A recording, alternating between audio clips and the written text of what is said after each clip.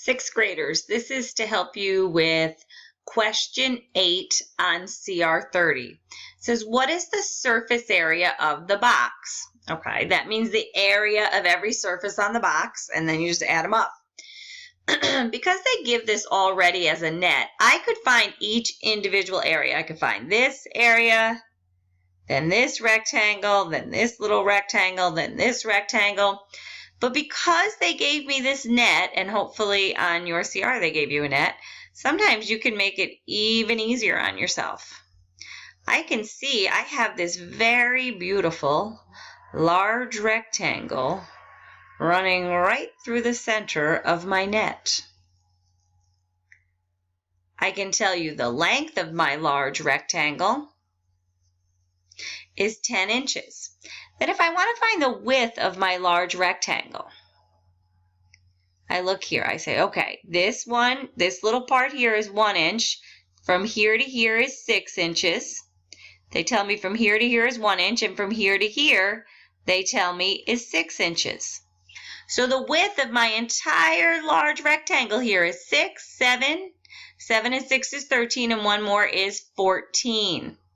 So that's 14 inches is the width of this large rectangle here.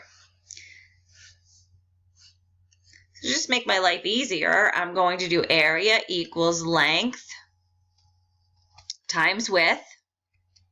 And for that large red rectangle that I now have there, my length is 10 inches times my width is 14 inches. 10 times 14 is actually 140. Inches times inches is square inches. So this area in here is 140 square inches. Now I just have to find this little one and this little one. So now I have my littler rectangles. So that area, so this would be like area 2. This could be like area 3. I'm going to tell you what, area 2 and 3 match. The length and width is 6 by 1. This one's 6 by 1.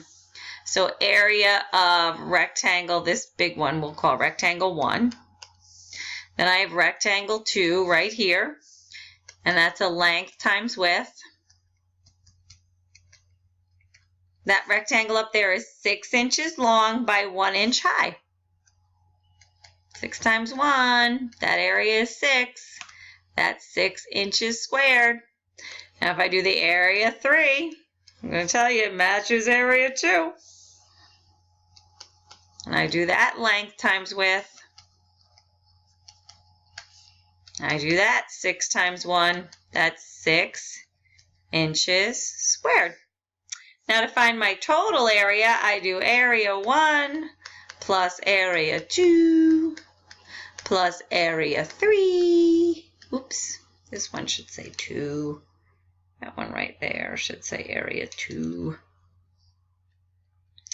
So I just take 140 plus 6 plus 6.